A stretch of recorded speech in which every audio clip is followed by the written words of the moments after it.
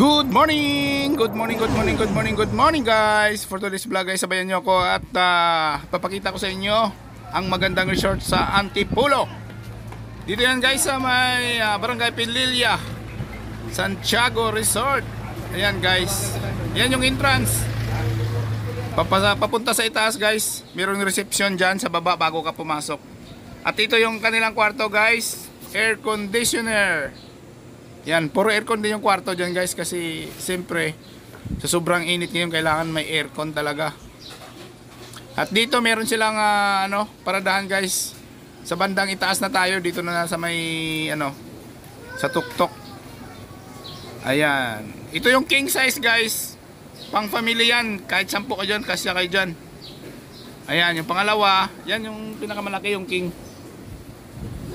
Ayan, hanggang doon sa kabila. Yan, marami yan guys. At mayroon din tayo doon sa baba.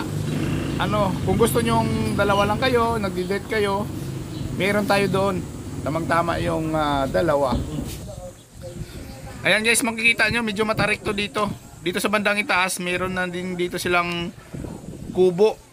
Ayan, ang kubo na para sa reception nila sa mga trabahante. Ayan guys, pupunta tayo dito sa pangalawang nila, mga cottages. Ayan, papasok tayo dito sa unang swimming pool guys. Ayan, kung makikita nyo, meron pa rin dyan mga room, air conditioner.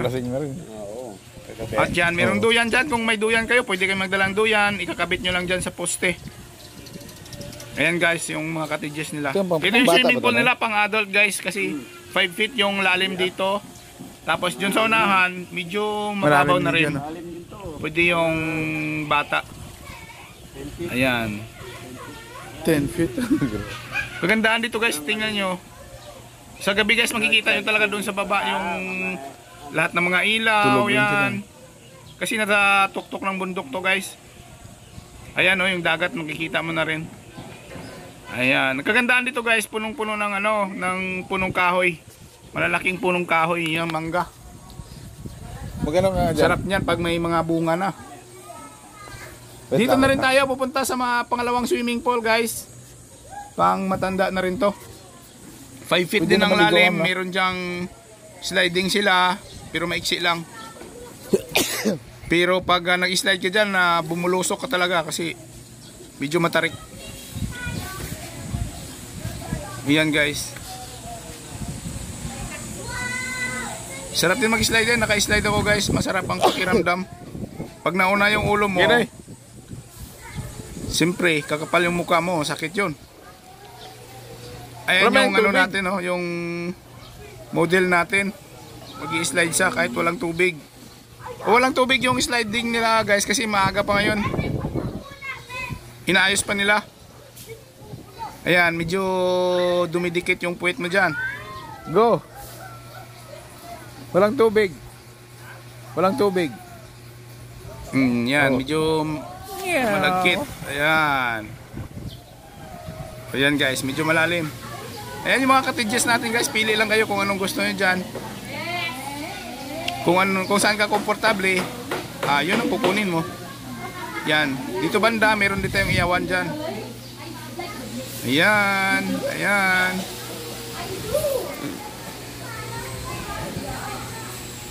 Sarap dito guys kasi sa ilalim ng punong kahoy.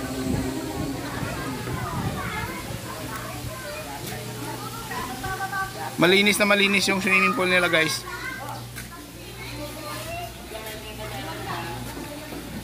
Ayan, meron pa silang tulay sa gitna ng swimming pool. Dito naman guys yung pang bata natin na swimming pool. Sa pangatlo na to. Ayan yung cottages nila. Ayan, meron silang tinatawag dito na mushroom. Tapos meron pa silang fountain. Ayan, dito yung pang dalawahan guys. Kung gusto yung dalawa kayo mag-partner. Ayan. Ayan, kung nakikita yung kubo na yan. Ang ganda dyan guys. Medyo may dito sa sa harapan may salas. Tapos yung doon sa bandang likod, merong kwarto. Ayan. So aakyat tayo sa pangalawa guys. Ang pogi si Coco Martin yun guys, kung makikita ano yun, kung kilala niyo si Coco Martin yun siya.